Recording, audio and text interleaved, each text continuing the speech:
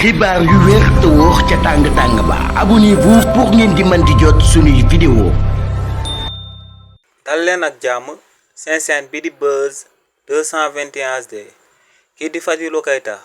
di ak personnalité politique bu kenn dootu présenté ci réew mi di Sénégal di directeur général bu CDC ginnaaw ba Serigne Saliou Gueye di ak journaliste bu kenn dootu présenté yëkkatee ay kàddu daal di xamal sénégalais yi que ne am na ay DG yi nga xam ne ñoo ngi ci régime président Bassirou Diomaye Diakhar Faye te bañ leen tabbee motul sax at ci direction yi ñuy daal di jiite te ñooñee tàmbale nañ di tabax ay kër yi nga xam ne seen njëg dem na ba 100 millions de francs CFA ginnaaw ba Serigne Saliou Gueye yëkkatee kàddu yooyee nag kii di Fadilou Keita daal dina yëkkatee ay kàddu daal di koy jëmale si li ni mel kii di Fadilou Keita ne lu leer ba am moom mooy que ne son excellence président Bassirou Diomaye Diakhar Faye ak premier ministre bii di Ousmane Sonko war nañoo def seen kéemtulaay kàttan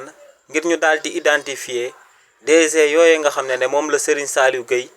di daal di wax. ne bu ko defee ñu daal di amal ay enquête yu ñu xóotal jëmale ko si ndax ñooñee dañoo am xaalis boo xam ne da naa leew dong si lañ daal di tabaxee kër yi wala ndax ñooñee dañoo daal di laal ci alal bi nga xam ne moom la Sénégalais yëpp daal di bokk. nee nag bu nekkee li ni mel moom moo daal di am kon nañ daal di jël ay sanction yu sévère daal di koy teg seen ndodd waaye tamit ne attention boo nekkee akub DG am nga possibilité daal di leb ci ay banque ñu daal di lay lebal akub xaalis bu takkoo takku bu ko defee buñ la fayee nga daal di nekk di fay banque boobee ndànk-ndànk ne li ni mel tamit akub possibilité la. kàddu yi ni mel la kii di Fadilou Keita daal di yëkkati daal di koy tontoo kookee di Serigne Saliou Gueye di akub journaliste bu kenn dootu présenté ci réew mi di Sénégal. xibaar yu wér te wóor ca tàng ba abonnez-vous pour ngeen di mën di jot suñuy vidéo.